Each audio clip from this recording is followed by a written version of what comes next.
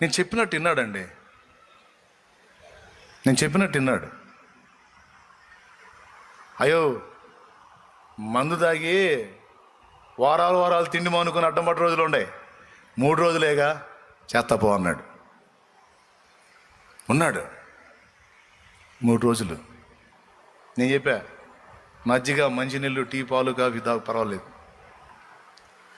తిండి మాత్రం ఏం తిన మాకు, నా మాటిను. 3 రోజులు ఉన్నాడు.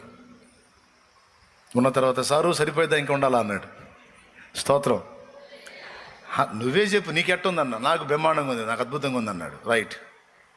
ఇప్పుడు 3 రోజులు ఉన్నావుగా, చూడు, నీ ఇంట్లో ఆహారం ఉంది, నీ జేబులో డబ్బులు ఉన్నాయి. నీ ఇంట్లో ఆహారం ఉంది, నీ జేబులో డబ్బులు ఉన్నాయి. నువ్వు వెళ్ళి కొనుక్కొని తింటే నిన్నెవడు అడ్డు పెట్టాడు. హోటల్కి పోయి భోజనం చేస్తే అడ్డు పెట్టాడు, నేనేం అడ్డు పెట్టను. నీ ఇంటికి పోయి అన్నం పెట్టంటే నీ భార్య పెట్టిద్ది, నీకు అడ్డు లేదు. కానీ ఇంట్లో తినే అవకాశం ఉన్నా, జేబులో డబ్బులు ఉన్నాయి, హోటల్లో తినే అవకాశం ఉన్నా, అవి తీసేయి, అన్నం తీసేయి.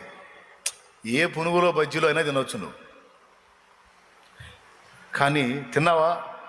ఏది అమ్మో అసలు బఠానీ గింజ కూడా ముట్టలాను. శబ్బాష్. అంటే నువ్వు అనుకుంటున్నావు నేను బలహీనుండి అని. నీకు తెలుసా దేవుడు నీకెంత నిగ్రహ శక్తి ఇచ్చాడో చూడు, నీకెంత మనోనిగ్రహం ఉందో చూడు. ఇప్పటిదాకా నువ్వేమనుకుంటున్నా, నేను బలహీనుణ్ణి, నేను మానుకోలేను అనుకున్నాను.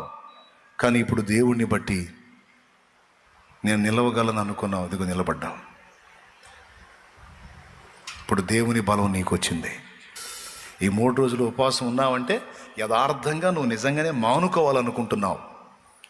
అలా అనుకోకపోతే ఉండలేవుగా.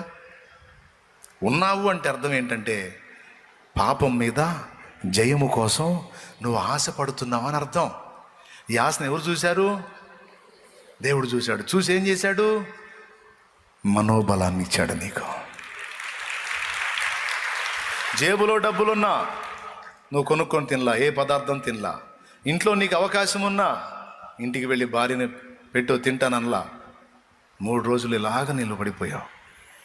ఇంత గట్టిగా ఉండగలిగిన వాడివి ఇక తర్వాత రోజుల్లో మాత్రం ఎందుకు ఉండలేవు?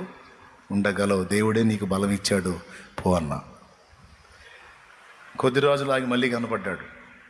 ఏం సంగతి అన్నా? మళ్ళీ ఒక 3 రోజులు ఉంటానయ్యా అన్నాడు. నాకు ఆ 3 రోజులు ఉపవాసం ఉంటే చాలా బాగుంది, మళ్ళీ ఇంకొక 3 రోజులు. శబ్బాష్ కంటిన్యూ చేసుకో ఇక మళ్ళీ.